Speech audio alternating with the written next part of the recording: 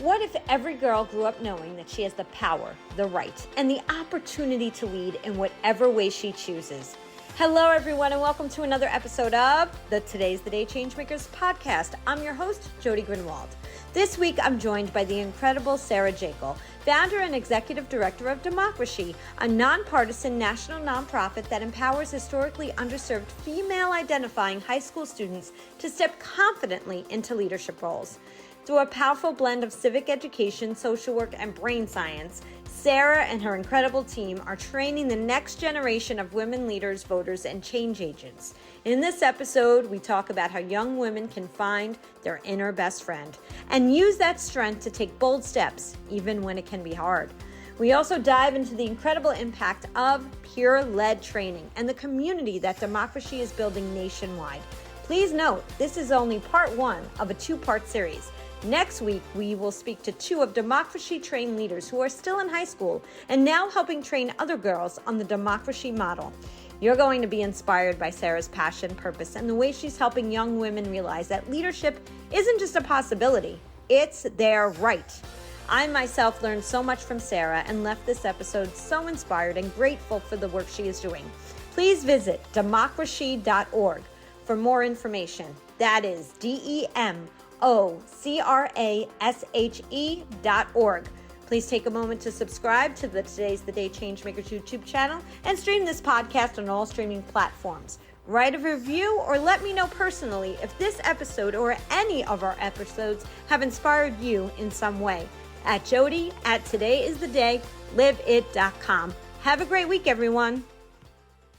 Hello, everyone, and welcome to another episode of the Today's the Day Changemakers podcast. I am your host, Jody Grunwald, and as I say, I interview the inspirers, the changemakers, those who are disrupting the status quo in the best way possible. And today, I have the incredible Sarah Jekyll with me. Hi, Sarah.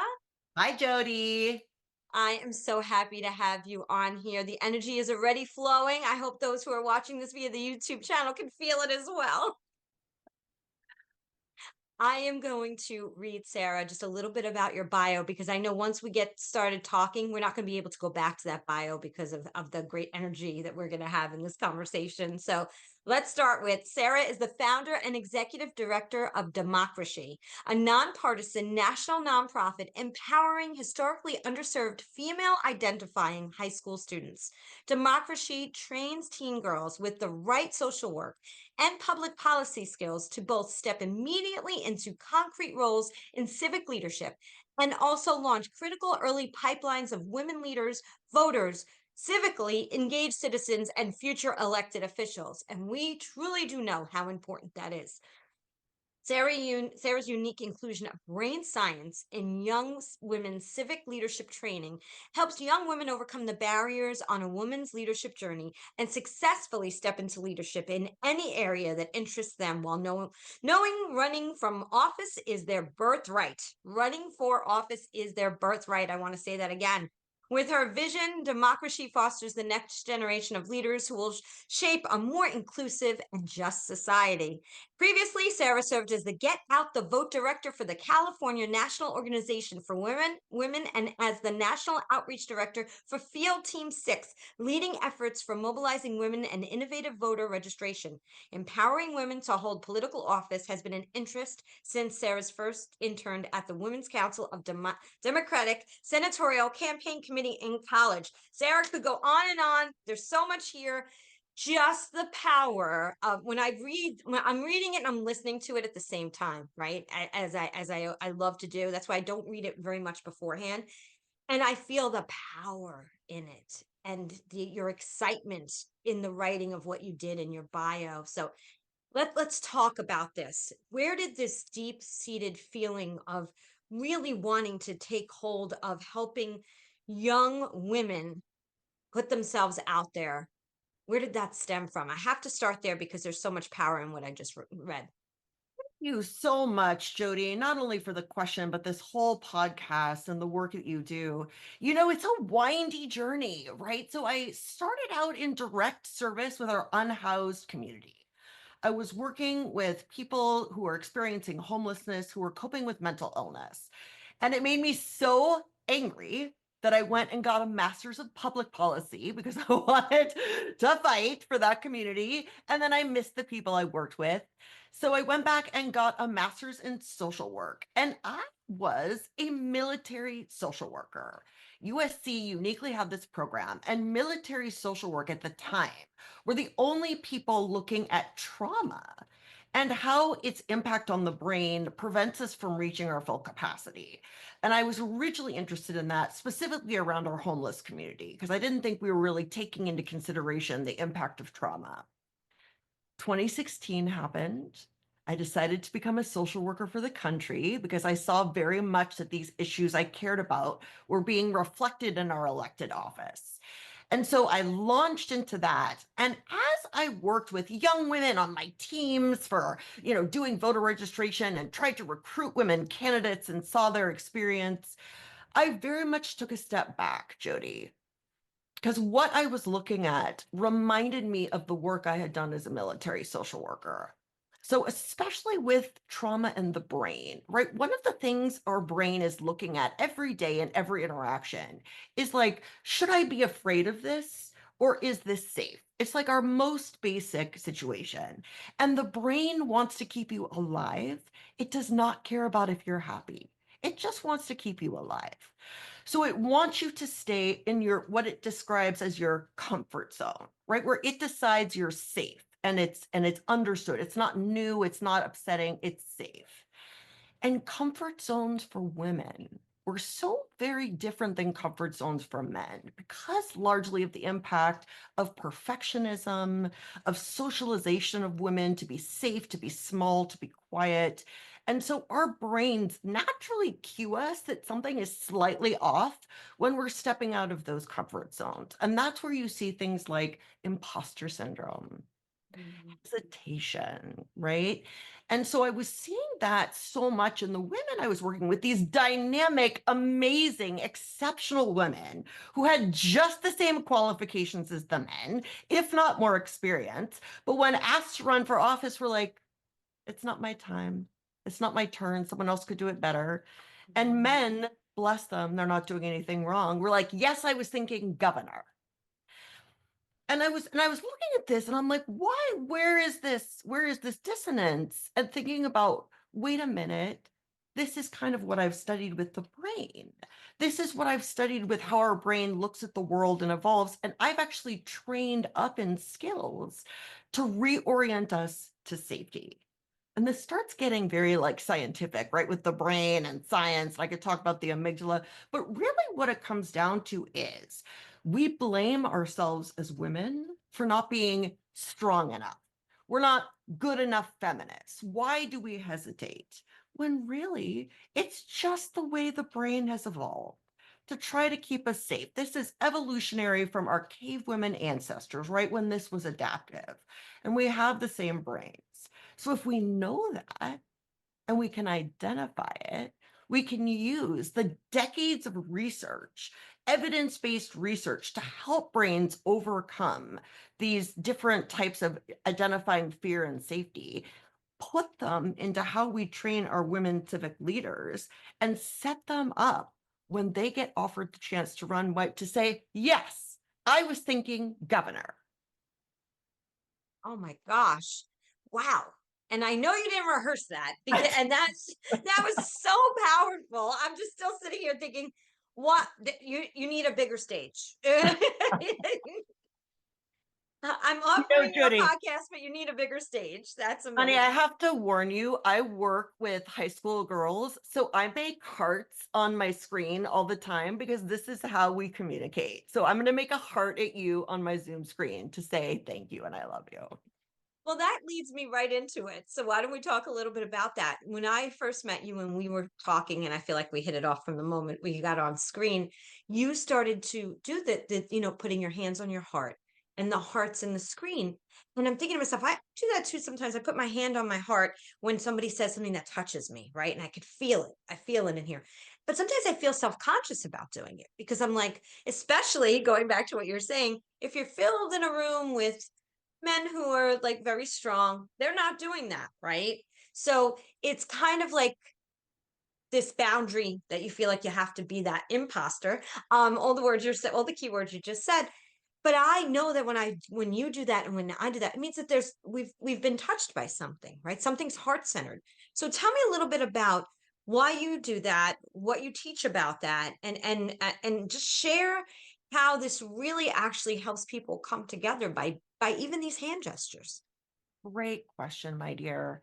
So I left a little bit out of my story in that in like 2013, my car was hit by a car and it was a very bad accident and I went down for a year. And then in 2014, as I was getting better from the accident and wanted to go back to my work, I got a pretty nasty autoimmune disease called psoriatic arthritis. And it brings, and I put my hands on my heart as I say it, it brings tremendous pain and fatigue, and it's overwhelming. And a lovely rheumatologist that I very much adore said, honey, I'm so sorry. It's the nature of the illness. You will never work again. And we're going to put you on disability. And I'm so sorry. And Jody, all the things that I'd studied as academic papers, right, with trauma and overwhelm in the brain and sensing fear were now my life, right? I had been told I was losing my dream. I would never work again. But being stubborn, I decided to research more about what was happening inside my brain, where I would wave off thinking I could go outside and get overwhelmed by these thoughts that I could never do it.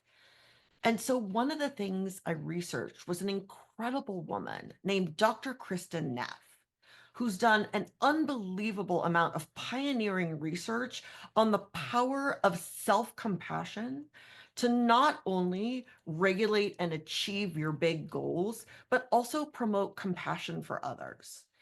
And I did a deep dive into this research and I practiced her work. And one of the things she talks about is when you put your hands on your chest, you said it, honey, we do it instinctively, right? But this is actually something we can do consciously because it replicates the warmth and comfort of a hug. Humans, mammals, are uniquely cued to be comforted by the touch of warmth. If you think about a parent touching their child and how the baby settles in your arms, if you think about your best friend giving you a hug and how it seems to calm your nervous system, there's actually a lot of science behind that. And as I practiced my self compassion exercises, I would put my hands on my chest to be present with myself, to hold myself in difficulty, and let myself know that we were going to try for something different. And I did this when 2016 happened. And I said, I'm not sitting out this election. And I used these skills that I'd learned in the self compassion training and all the different trainings I'd done in the understanding of the brain to get up, to be of service, and to eventually say, yes, I can be a national outreach director. Yes, I can be a get out the vote director, right? Do these things. And so I put my hands on my heart now impulsively because I've done it so many times to say both, honey, I'm with you. This is hard. We can do this together. And I also do it when I hear something beautiful that I want to be fully present for because it helps you be in the moment. And then I took all of this research and work and put it into age appropriate brain hacks for young women. So they learn inner best friend. They don't have to know all the decades of scientific research on why this helps. They just find her and use her voice and put their hands on their chest and are there with themselves in tough moments. And that's the kind of experience. I love that you notice this, right? Because it is something I do and it's something I hope other people can pick up on. And if you are self conscious, right, if you're in a conference room, maybe you do it at home. Maybe you do it on a call with an amazing woman who's doing a podcast, right? You get to choose. You have agency over when you do this tool, but it is a tool to help us be with tough emotions and to be in the present moment. And let me tell you something. I noticed that I do it now ever since you and I chatted. I was paying attention to the times that I've been doing it, and I do it naturally too. And I don't know that I sit there and think to myself, "Oh, I shouldn't do it in this room." But I know people might think, "Well, we can't do it everywhere." But I feel like we need to have our own power to feel comfortable in our own bodies, to be able to do those types of things, right? Almost give ourselves an inner high five, for lack of a better way of saying it. And we can do that in so many different ways. You mentioned something so important, and I know we wanted to talk a little bit about this, and I'm gonna take it up since you just mentioned it, that inner best friend. Especially for the age group you're teaching, it's tough. It's tough. There's the social media, the outside world, all the things that are going on, and finding your inner best friend, whether you're 12 or you're 53, sometimes can be hard. You talked about also you found that self-compassion, especially after, getting a diagnosis that was kind of wow, right? So, how does one who's listening right now, thinking like they're in this turmoil space with themselves, find their inner best friend, if you have some words of wisdom for that? I can't wait to answer that question. And before I do, I want to quickly circle back to something you said. You mentioned that right now in conference rooms that are mainly filled with men, let's be frank, we might feel self-conscious about putting our hands on our chest, right? And I want to say that part of what we're fighting for in trying to get pipelines of young women moving into leadership in any area that interests them while knowing running for office is their birthright is to change what power looks like and also crack it open for our men. They are as trapped by these power dynamics as anyone, right? I know so many men who are sensitive, who are lovely, who are empathetic, who would, in a heartbeat in a conference room, put their hands on their chest if it was okay. Yes. And people sometimes, right? And people sometimes say to me, Sarah, you're focused on women, but what about our men? We're losing them. They're dropping out. They feel hopeless and they get angry. And I say, oh my goodness, I'm fighting for them too.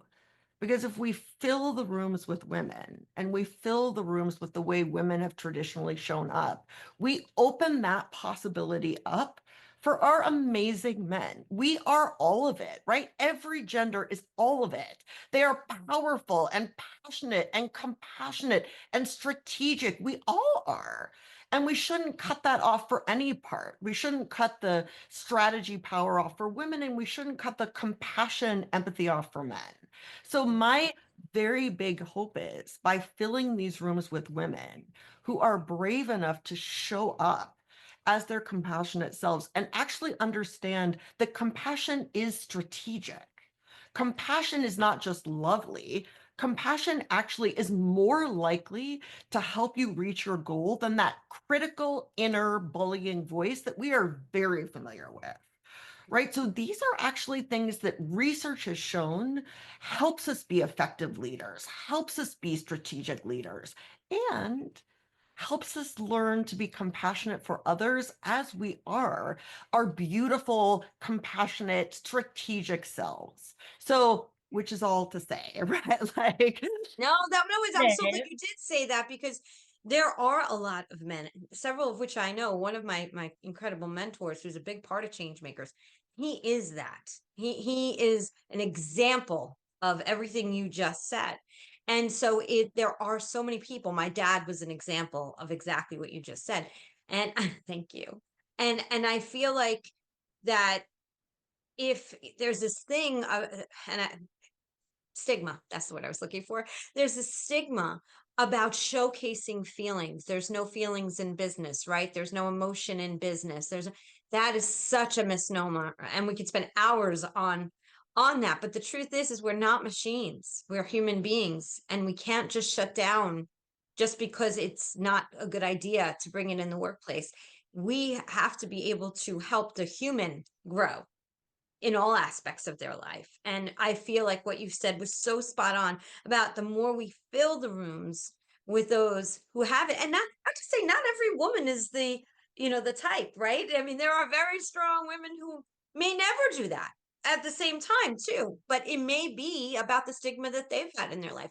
There is so much compassion that if we could just, I always say this in the podcast, Sarah, if we would stop judging each other and ourselves, what a connective world we would be, and this feeling of freedom to just be who we truly are would be unbelievable. I mean, So, Jody, I love that. And here's the whole foundation of democracy. If we stopped judging ourselves and each other, and we kind of think, wouldn't that be lovely? mhm. There are evidence-based practices that we can learn to do just that. And part of the reason I was so excited to bring social work skills into how we train public policy leaders and specifically women to overcome the barriers and be able to put their particular experience based on their lived experience into the world is because of what I was seeing also happen to women.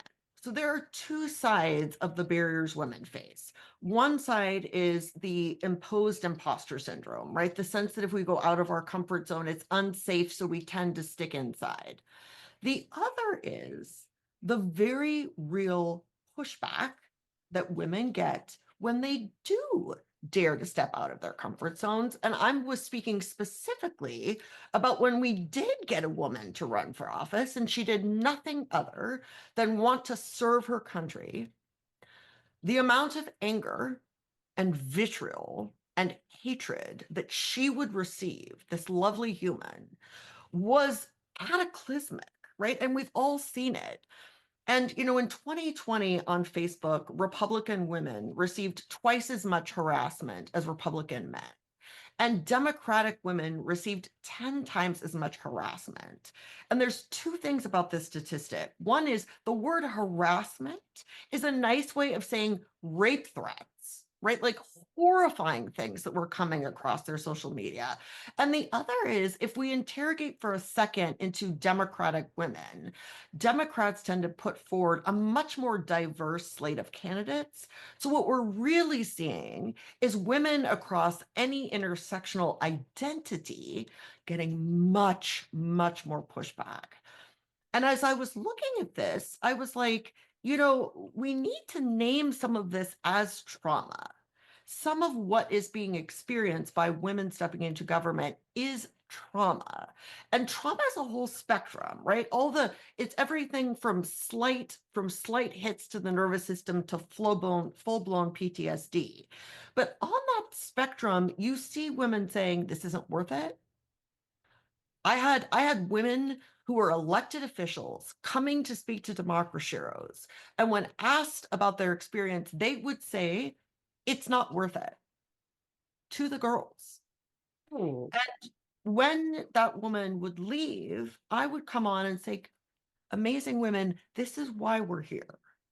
Because if you can't protect your nervous system from this kind of incoming assaultiveness, and it's everything from the aggression we see toward our elected leaders, but also, I mean, Jody, I can't tell you the number of times I've been called aggressive. Really? I'm aggressive. Or is that a word that you're using to try to put me back into my box? Right. And we all know this as women. We've all experienced it, whether it's not being paid equally, someone takes your idea, someone calls you aggressive, right?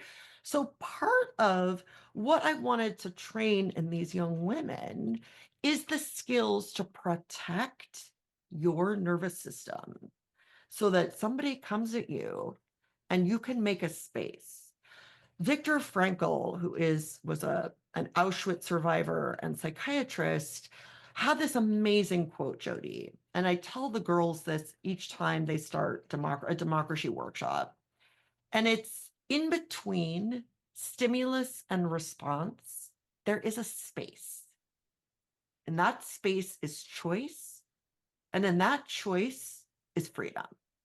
And mm, I'm paraphrasing him. And then I say to them, these skills are to make some space between an outside stimulus and your response. So it's not a triggered response because there's a whole movement right now in our country to trigger and upset women, right? So we're making a space. So there's a trigger, and you have a space to be able to decide what is your authentic response. It may be, I want to get the hell out of here. It may be, you know what? I want to step up and lead this room, but it's your choice. Because if women all had the choice of how to respond, how to step up, how to show up, that to me is freedom, not only for us, but for our country and how we could be. So this all wraps back to your question about inner best friend, because one of the ways that young women are taught to regulate their nervous systems in tough times is to identify a figure, any figure. And I feel like for many people in your life, Jody, it would be you. Someone who has got your back, encourages you, let you know you matter, someone you can trust. And the reason why we do this as an inner best friend is because of an exercise that Kristen Neff leads people through, which I'm going to, if you don't mind, Jody, I'm going to do very quickly for your listeners as I would well. love it. So this is Dr. Kristen Neff's exercise, and she asked you to do the following. We'll start with you, Jody. Can you imagine that your friend has had a really tough day? So she actually failed at something. She failed. And she comes to you. And Jody, I want to think about, and your listeners, I want to think about how you would respond to her, the words you would use, the like physical gestures you would use, the tone you would use. And now I want you to think about this. You have failed. You failed. How do you talk to yourself? What words do we use? Because the words I use, I wouldn't say to anybody. The tone, I would never use that tone, right?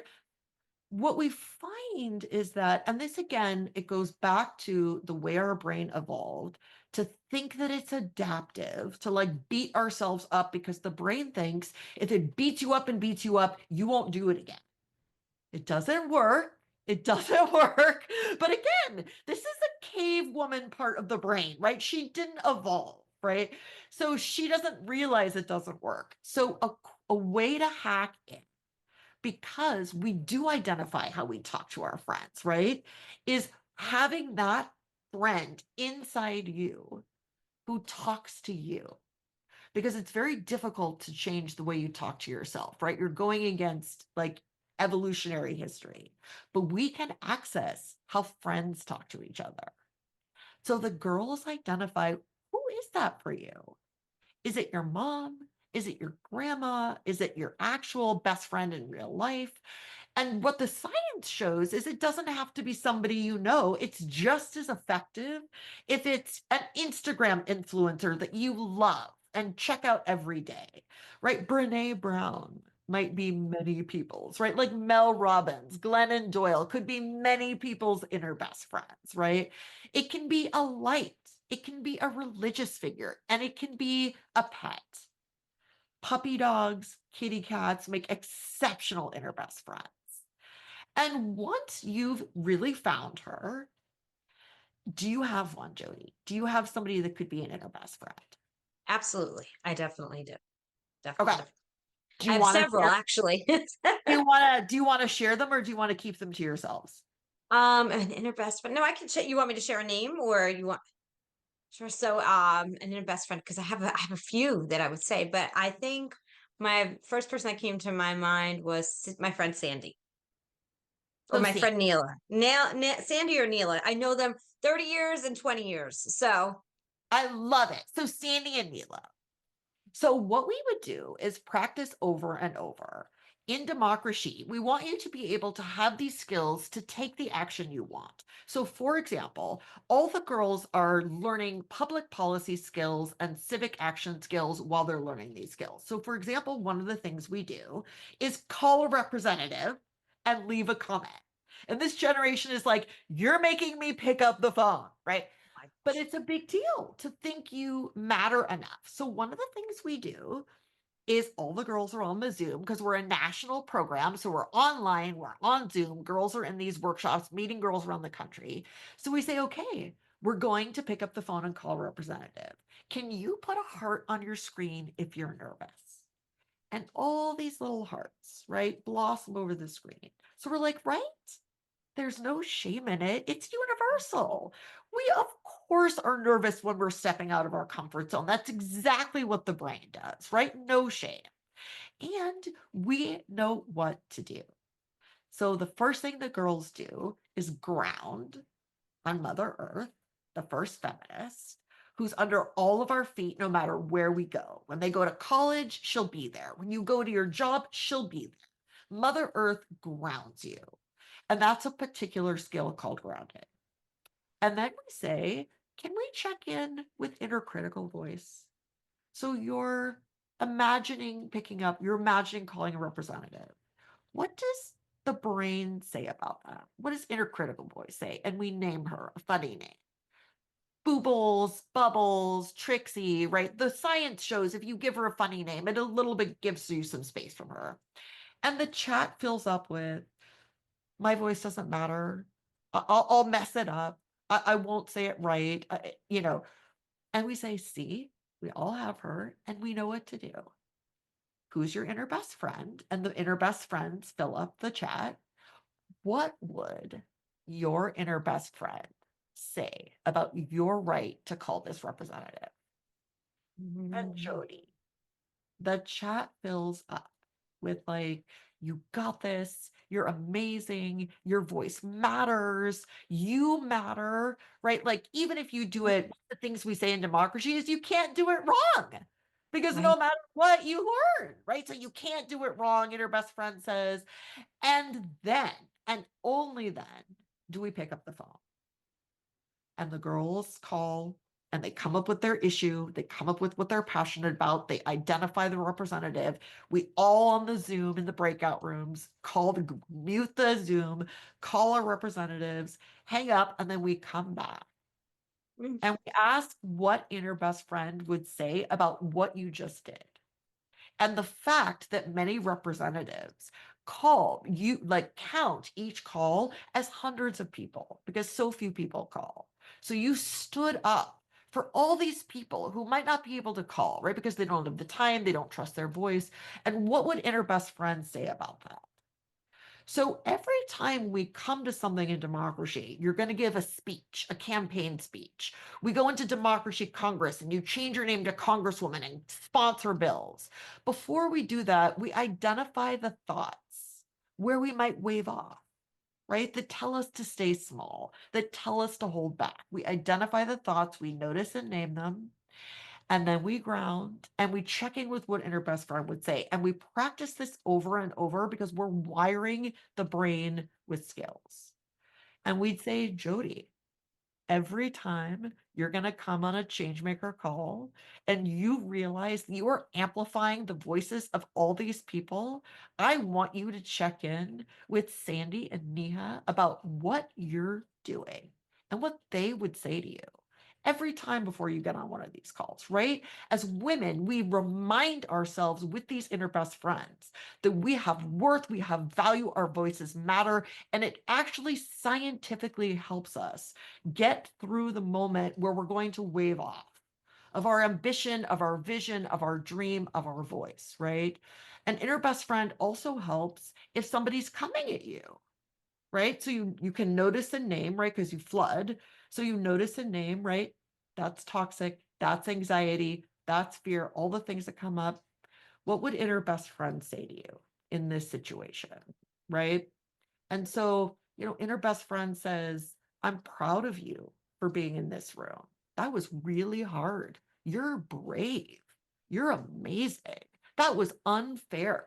That was cruel, and I've got your back. I'm right here with you. And my hands go instantly to my heart, right? Because we're there for each other. And it's a way that we can show up and encourage ourselves, even if there isn't someone in the room with us that we can turn to and say, that was kind of crazy, right? We can do that for ourselves and internalize that voice. And the idea is by starting in high school, not only is high school the last time boys and girls think they can run for office equally, it's also a neuroplastic time when the brain is very open to learning new skills. And if we start wiring young women with these abilities to identify an inflection moment where they're going to wave off and the skills to get through it to realize their radiant selves. And we wire those women with practicing that for 4 to 6 years before they even hit the workplace. What kind of country might we see? What kind of leaders might we see? And so many women, when I talk about this, say, I wish I'd known this in high school. So we show up right now for our high school girls, who I might add are drowning, and say, let's teach you about your brain. Let's teach you that this is not your fault. This is just the way the brain adapted. This is the way society pushes on us.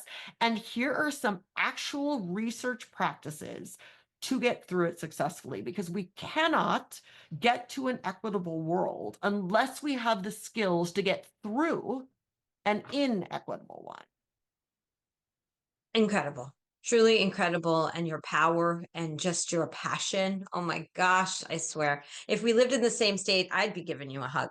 Um, I want somebody's listening right now saying, okay, how does my school get involved? How do the girls in my school get involved? Where do we start? Can you give them kind of an outline? Oh my gosh, thank you for that question. My favorite speech, I think, ever, I got up and spoke passionately for like 25 minutes, and people applauded. And then someone said, that was amazing. What do you do? And I was like, oh, I talked about America for 25 minutes. Yes. So, DemocraShe is a national program where for grades 9 through 12, for female identifying students, we have some non-binary students who, work with our mission, which is, promoting women. We are in small, supportive online cohorts, because the other thing, of course, I was seeing coming out of 2020 is that our states are being siloed, and our girls in Florida are being pushed to one side, and our girls in California are being pushed. And there's an incredible power in connecting girls from all across the country to hear what is happening in their state, because you don't know in high school. So we're in 33 states that we put together in these Zoom rooms. They are small supportive cohorts, and there are a couple options. There is the flagship program, which is 10 weeks of 2 hours a week that girls go through as cohorts. And we run 3 of those in fall and 3 of those in spring. We do, Jody, pay our students $15 an hour to participate. Because when I was doing electoral work, I was seeing that most early political pipeline opportunities are unpaid, right? Campaigns can't normally afford to pay their interns. But what that means is only the people that can afford an unpaid job can take these opportunities. So the same people kind of cycle through, right? Mhm. And if we are to truly change what our elected leadership looks like, and all of our voters look like, and our civically engaged citizens look like, we have to make sure that there is equal access to these early pipelines to power. Power won't change unless early pipelines to power change. So we do pay our students. For some women, it's this amazing realization that women's time has value right from the beginning, right? We know how many of us have done unpaid work and been told that that's kind of our job as women, right? So we're training these high school girls, your time has value. We pay you for it. And for other students, it's the only way that they can participate because they need jobs. So 70% of our students are first generation Americans, not necessarily because we're specifically trying to do outreach for that, but because that's who sees this opportunity, can grab this opportunity, and starts moving through toward realizing the power of their voice. We do summer intensives, which are kind of 1 day internships. Again, small supportive spaces on Zoom. Those students get paid $50 an hour to go through. And then our students go through the program and come back and lead it. So we kind of promote from within. So our girls who go through and learn about leadership and how to identify inflection and step into their voice come back and teach the other girls. So these are peer-led rooms where it looks like you. And the girl who's telling you about your brain looks like you. And she's telling you how it's changed her life, which uniquely kind of resonates with why it should matter to you, right? Peer to peer is so much more impactful, especially in that generation, than just me lecturing to them about the brain.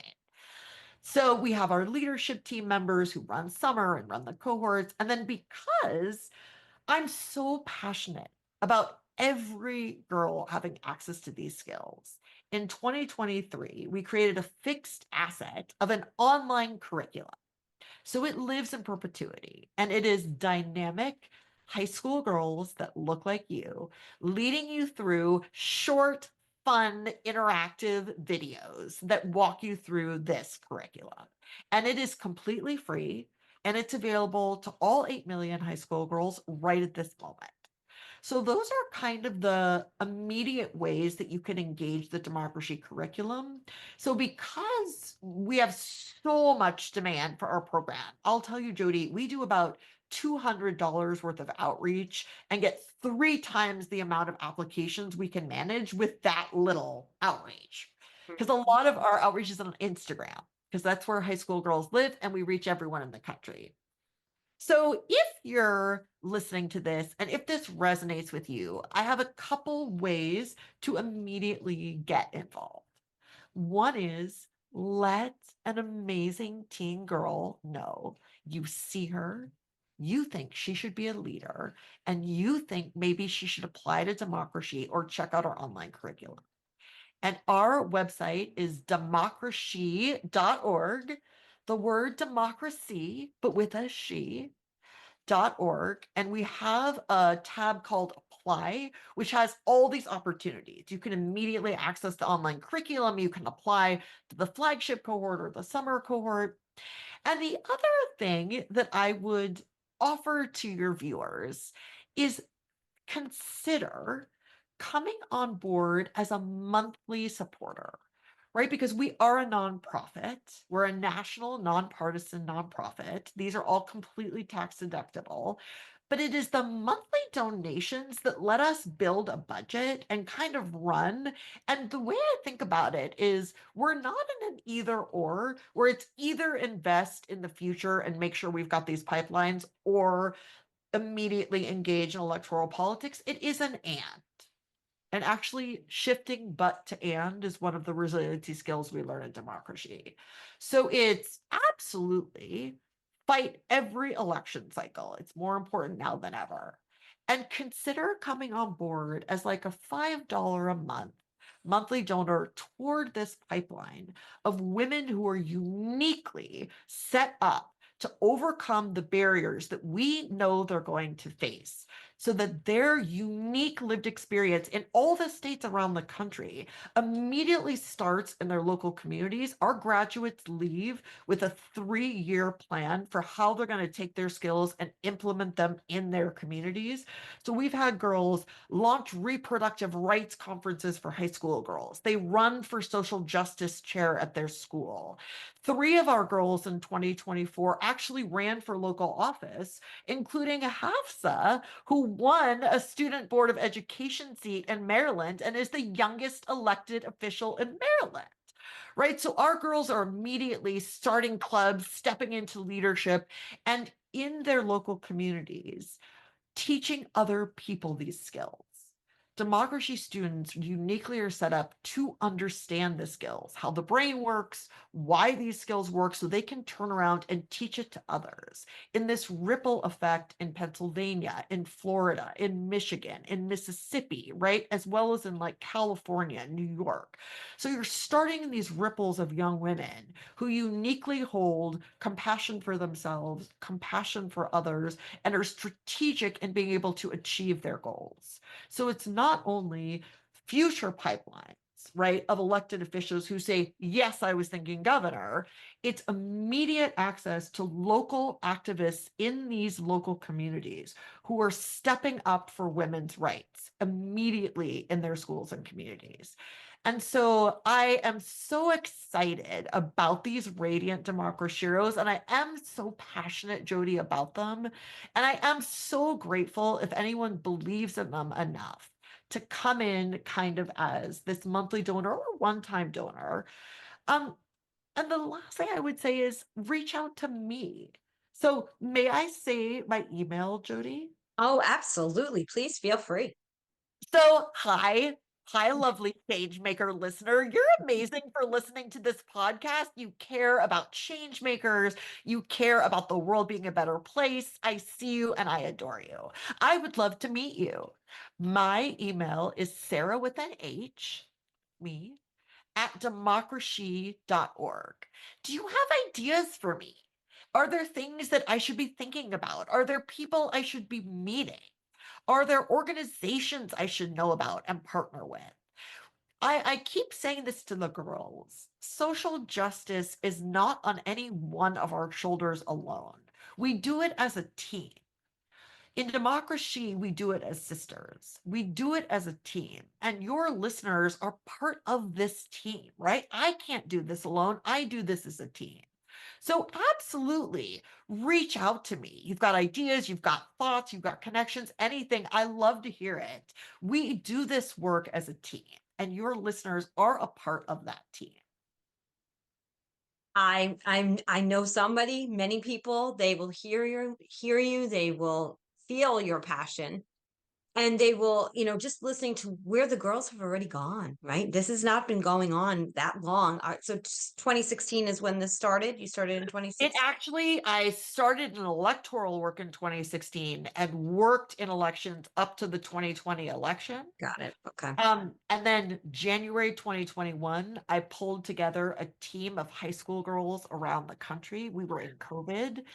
And I said, you guys, I have an idea, but I can't build a program for young women without the input of young women. And this original leadership team and I built the program. And we went into working groups and built the curriculum and the logo and the website. And some amazing adult women came in and kind of helped with the cause. But this has always been co-created, right? By the peer leaders, by adult women. This is a co-created movement with the young women that are impacted by these programs, right? We need their voices and how they are trained. So, yes, it started in January 2021. We launched in 2022.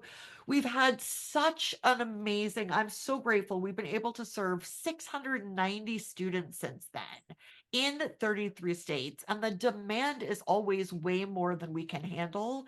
So, I am so excited for this moment because I will say, Jody, I feel like I've trained my whole life for this moment. Now my hands on my heart. That's beautiful.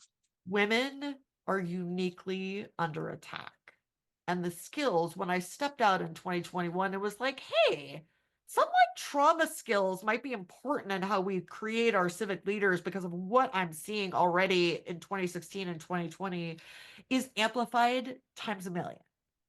So we've been in research and development for a model of how to put kind of community trauma skills, which I'm distinguishing from processing trauma skills, which is licensed professional therapy, but community trauma skills, which are safe to learn and practice in these small spaces and peers can teach each other.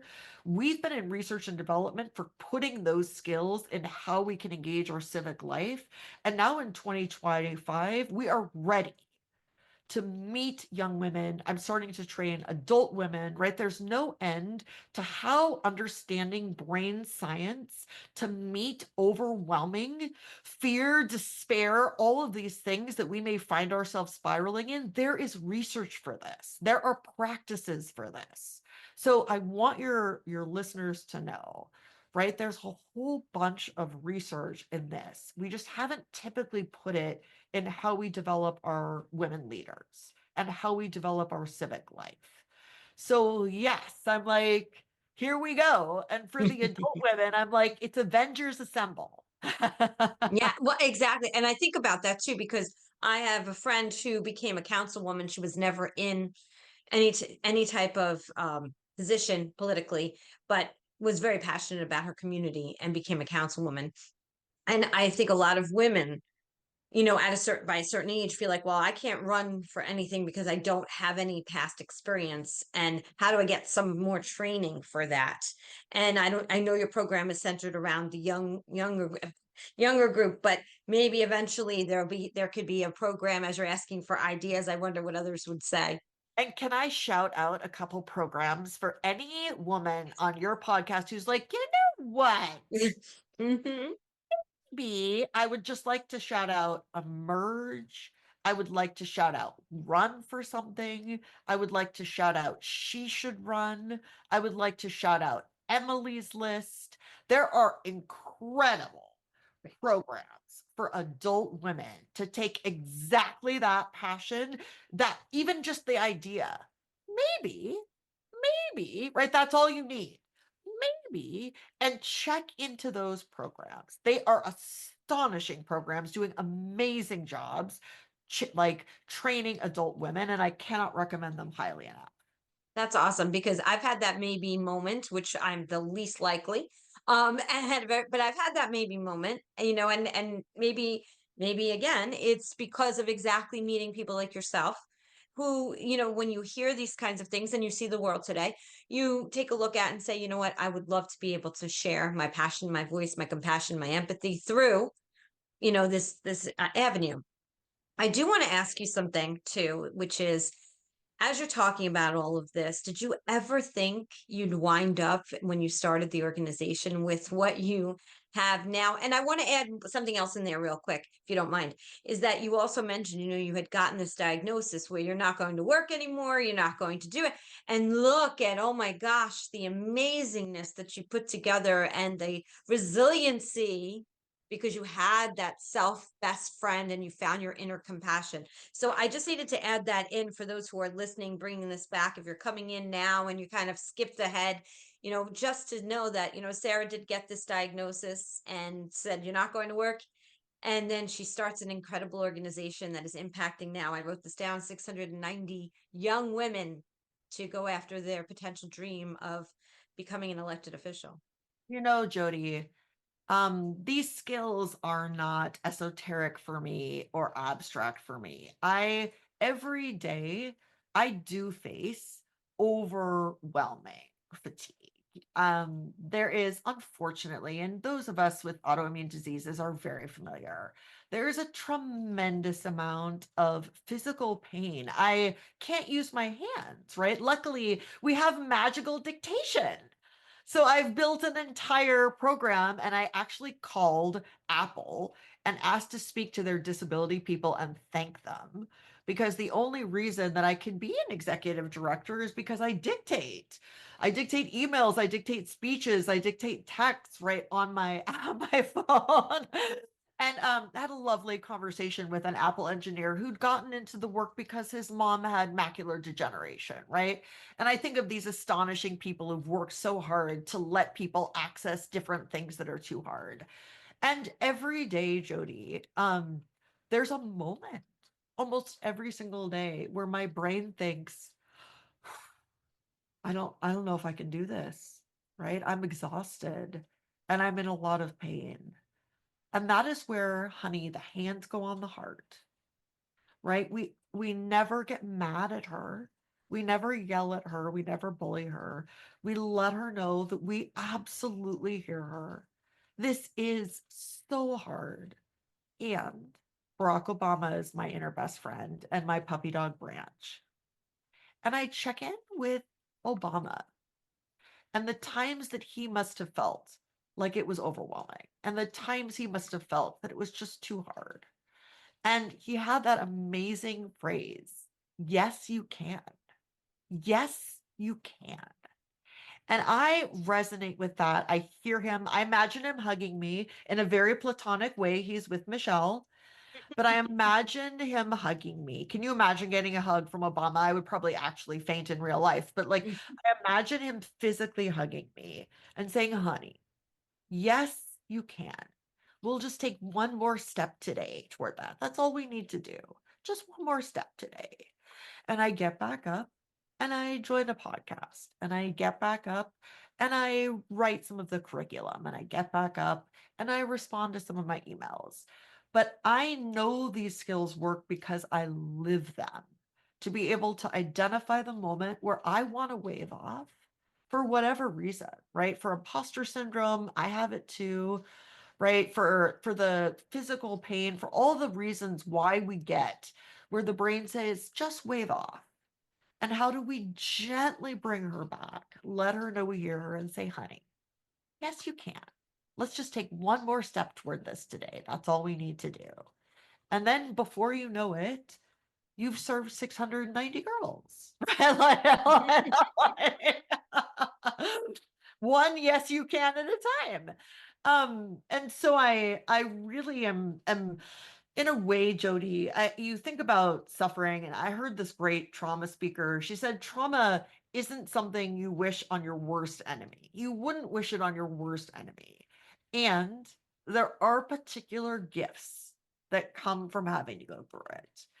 And in a way, would I say I'm grateful for like psoriatic arthritis? I would say I'm grateful that I got directed into a path where I had to learn about the brain and pull on my military social work background and learn these different skills and learn Dr. Kristen Neff and learn Dr. Russ Harris of acceptance commitment therapy, and then figure out that this was a skill set that I had that could uniquely help young women.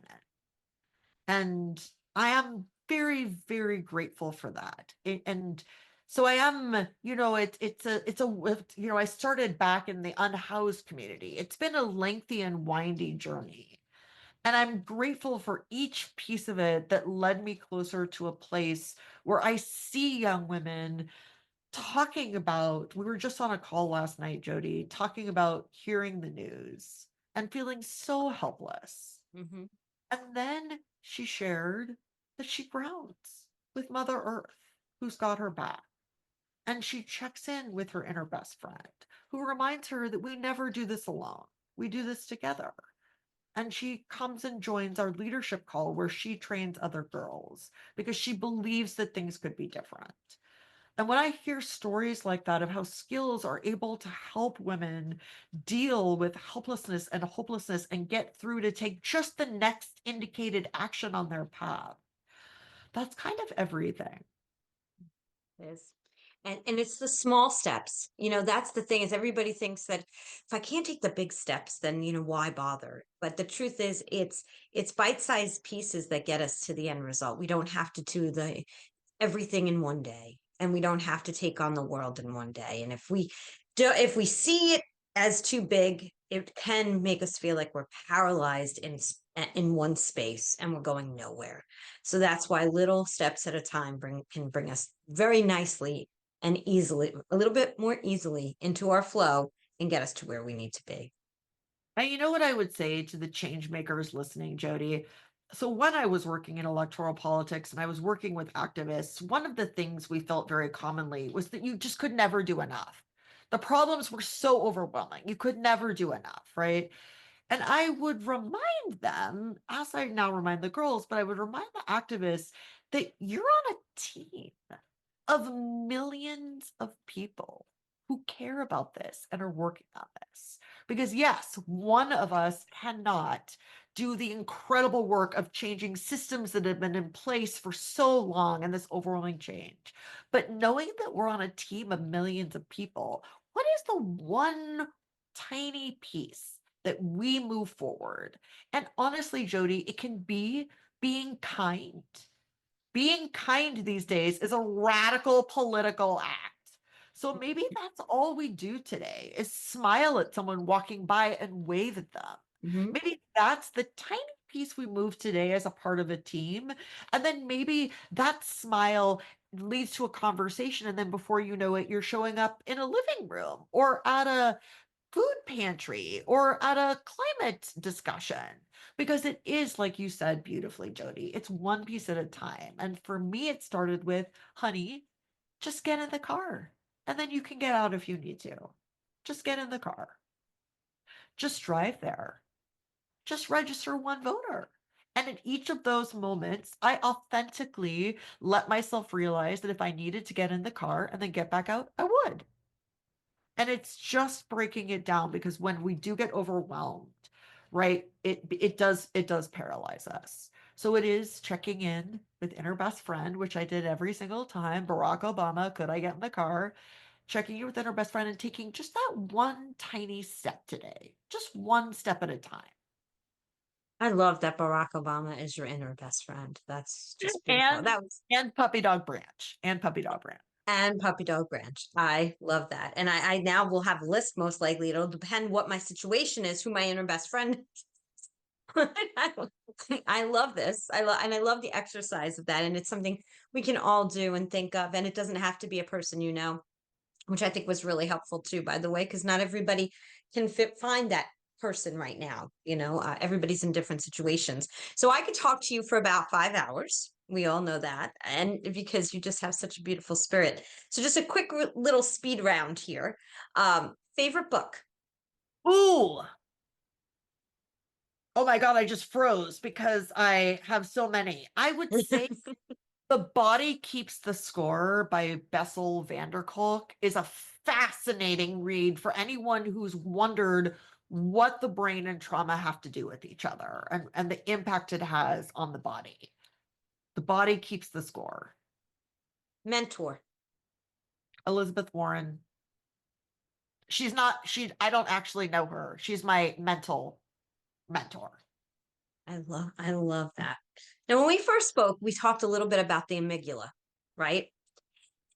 And it was just a really fascinating, and I don't know if you can encapsulate, but it was so fascinating to me that I wanted to, because the science of things is not my background, but and even I'm a coach, but doesn't mean I know everything when it comes to the brain.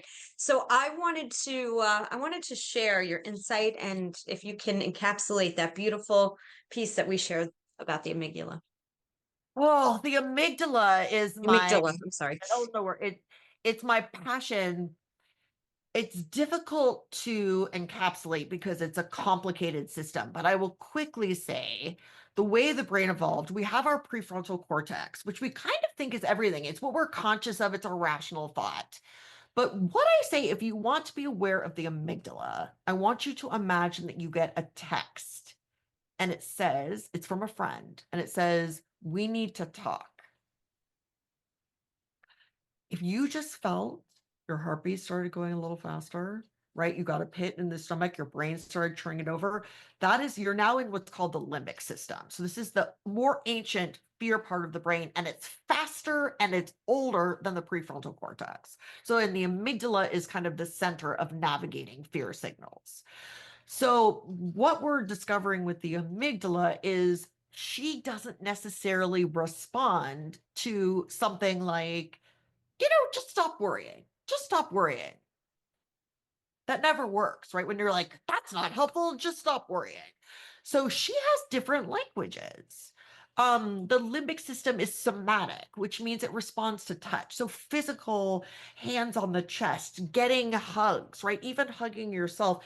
She calms down with somatic, noticing your feet on the floor. When the girls are, noticing the support of Mother Earth, you're bringing your physical body into noticing physical contact and physical support. And it lets your prefrontal cortex come back online. And it's interesting because the reason we're trying to soothe the amygdala, get back to prefrontal cortex, is to switch from the reactivity of the limbic system, which is fight, flight, freeze, right? It goes into fight, flight, freeze. And that's the heartbeat, that's the stomach, that's the racing. And we want to go from reaction to action. The prefrontal cortex is where we're like, what's the next step? How do I break it down? But if we're spiraling, because we're in fight, flight, freeze, that's tougher to access. What's the next action? So this is an oversimplification, right? But it's a way to quickly understand that there are different pieces of the brain that evolve to do different things.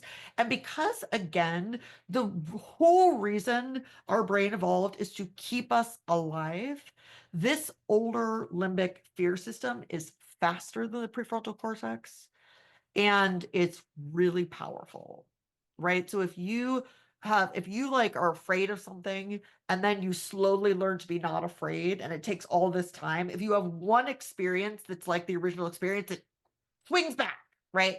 So understanding that we only kind of teach the prefrontal cortex in school, right? We're starting to come in with like mindfulness or grounding, but really we need to be approaching for young people the whole brain, not just the prefrontal cortex that's doing geometry or doing history, but to be a whole person in the world, you have to be aware of your amygdala and where you get hijacked. And when you're in a conversation, you become defensive or angry, and it becomes really hard to talk to each other.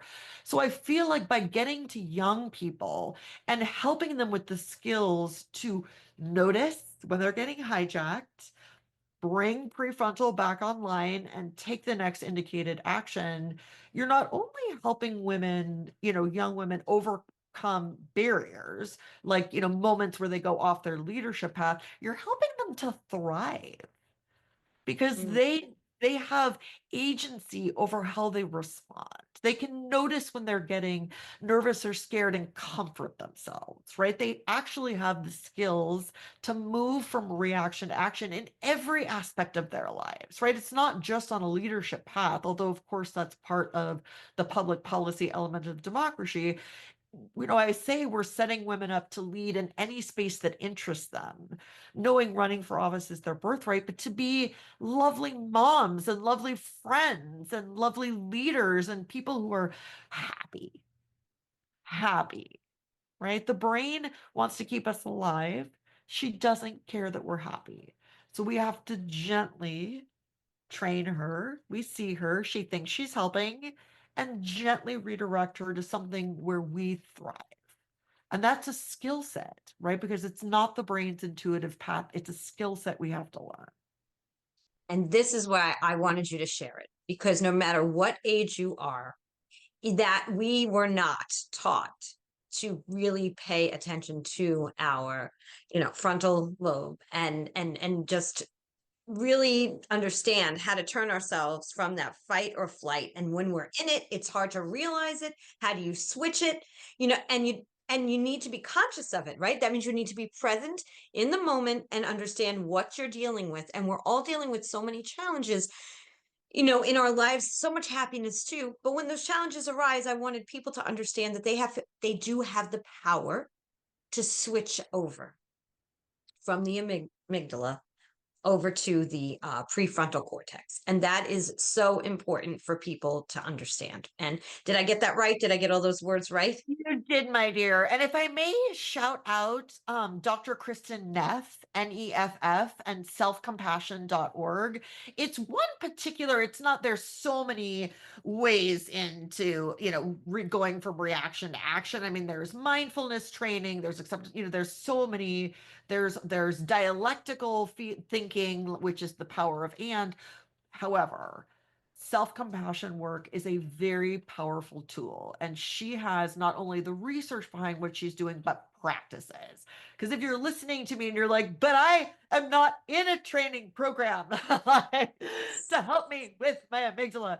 Um, One is we invest in young women to learn these skills, but two, as adults definitely everyone knows about mindfulness, meditation, things like that that help you bring into the present moment. I would say look into Dr. Krista Neff and see if her work resonates and try it. Know that when we try new skills, they are uncomfortable because they're new.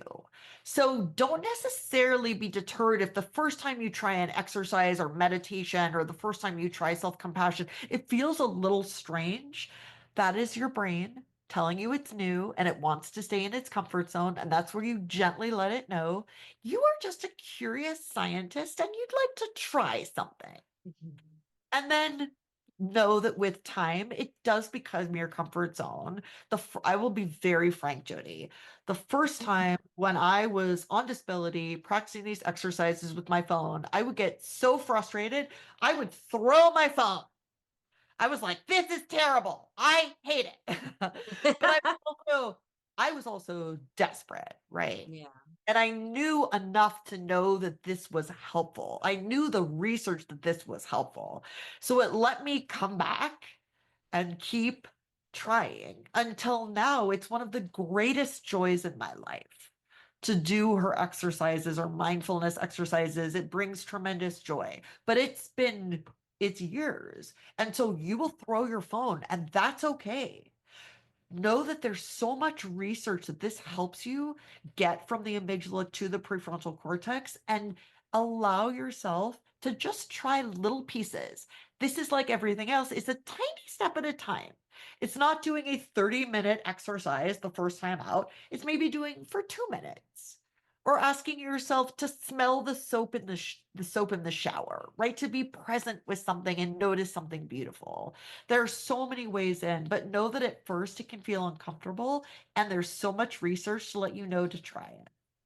Oh, I love that because the first time I tried my father for years, because he was all into meditation, he was way ahead of his time, and he kept telling me, "Do it, do it, do it." And every time I tried, within like 30 seconds, I was like, I wanted to throw my phone. I'm like, This is not working." He'd send me all this stuff, and I'd delete, delete, delete, and then he passes away, and all of a sudden, I start getting into meditation, and I start, and it is such a beautiful practice, and I need to do it more. You're refreshing my memory on this because I really need to push to do it more, but it does take time, and it's a muscle, right? It's just like, you know what I mean? It's muscle memory of like how it makes you feel afterwards. Like it makes me want to go back and do it again. And it takes practice. Every skill takes practice. We don't just, run a mile the first time we go out running. It doesn't happen. So it does take practice. So before we end, I just want to ask you, is there anything we missed? Anything you want to share that we didn't get to? The only thing I would want to share is how inspired I am by you. And by all these women, you are uplifting all these different change makers, right? In the same way that I hope to uplift young change makers. But I really see you, Jody. I see you showing up. I see you doing this work. I see you lifting other people. And it's such a reminder to me, right, that we do this as a team, that none of us it does this alone. And I'm so inspired by the unbelievable people running incredible organizations and doing incredible podcasts. I am inspired by you, and it feeds me. I feel like there's such an ability, and I think you do this so beautifully, my dear. I feel like when we resonate with other people's strengths and see them as adding to our own team, it doesn't become it never becomes like there's only a little space for a few people, right? The scarcity mindset. It becomes the abundance mindset. And I am so grateful to be reminded of it when I meet someone as astonishing as you, and as your listeners who are taking the time, who identified Changemakers podcast as something they care about. I see you too, right? Who are watching or listening to this, right? And we're all on a team together. We are, and I love that so much. It is about, I do believe this, and I don't have the saying right, but it's when, one person rises, we bring everyone with us. And I totally believe that. Catherine Curry Williams, who's been on the podcast now twice. Yes, I love her. And I got to spend some time with her recently too. She brought us together because she helped to fund your organization through She Angels, and my organization, the Applaud Kids Foundation. And so I do want to shout her out because it is people like her, change makers, who are doing this incredible work that are helping to bring more people into the change maker community, and what I'm calling a connective, because connection is at the core of everything we do, and that power in connection, it just helps us all rise and be better, especially when we're surrounding ourselves with like-minded individuals. I'd love to shout out Kat's TED Talk. So Catherine Curry Williams did a TED Talk, and she is amazing, and she's inspiring a movement in philanthropy. It was an incredible honor to be funded by her organization. Incredible honor. And she's a great example of a light out there on the team that is moving all this work forward. That is such an inspiration. And thank you for naming and honoring her. Oh, absolutely. Her book is right behind me. You can see the shoe.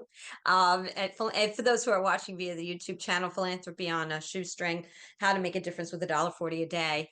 And I highly recommend the book as well. It's actually a book and workbook together. But I agree with you that, nonprofit work is not for the light. It is a lot of determination, and grassroots organizations that start from a passion inside someone, what it takes to push it forward. I unfortunately think, don't think there's enough talk about it. And I know Catherine and She Angels is doing more for those grassroots organizations like ours that are, just trying to make a difference in the world. We're not about the big conglomeration, and we don't have, the big, huge box names that people recognize. So we're need to explain who we are and what we do, but what the outcomes are. They're just so impactful. So thank you for your light and for DemocraShe and for what you've created. We are all very grateful for it, Sarah. Thank you, Jody. I'm grateful to you. Well, any other last words before we go? I would just say, I would remind the women listening of the DemocraShe motto, which is you can't do it wrong. And I do think women are trained into perfectionism. Women are socialized to not try it unless we can be perfect. And I feel like the reminder that no matter what outcome you learn, I will leave you with this, Jody. When we were first doing the very first cohort, I was helping to lead the first time girls were showing up to DemocraShe. And I was leading with peer leaders, right, who had built this workshop. And we were like, they're coming. They think we're real. And everyone was a little nervous because they have huge responsibilities as peer leaders and lead all sorts of breakouts and everything. And I said, okay, here's what we do. Before we do workshops, we prepare the very best we can. We do all the work. We love these girls with all of our hearts. And then we let go of outcome because we can't control how it lands in the room. Someone's having a good day, someone's having a bad day. It resonates in 5 years. We can't control the outcome. And then we learn. We prepare, we love, we let go, and we learn. Beautiful.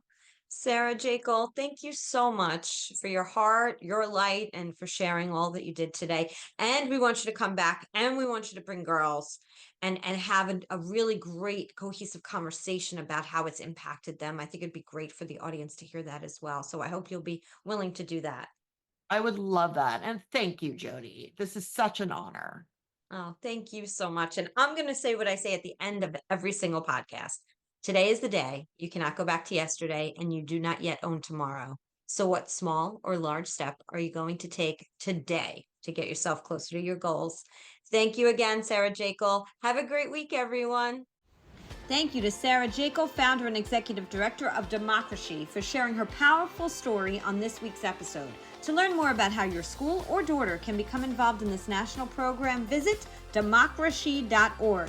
That's DEMOCRASHE.org. Don't miss part 2 next week as we welcome back Sarah and feature 2 incredible young leaders who have taken part in the DemocraShe program. This is a conversation you won't want to miss. Subscribe to the Today is the Day Changemakers YouTube channel and follow us on Instagram and Facebook at Today is the Day Live It. Also, you can stream this podcast on all streaming platforms. Stay tuned. We're so excited that we're about to launch the Today is the Day Changemakers Connective, a global community for professionals at every level with mentorship, expert-led workshops, and the chance to connect with changemakers from around the globe. This platform is where inspiration meets opportunity. Let's grow together beyond boundaries and borders. Have a great week, everyone.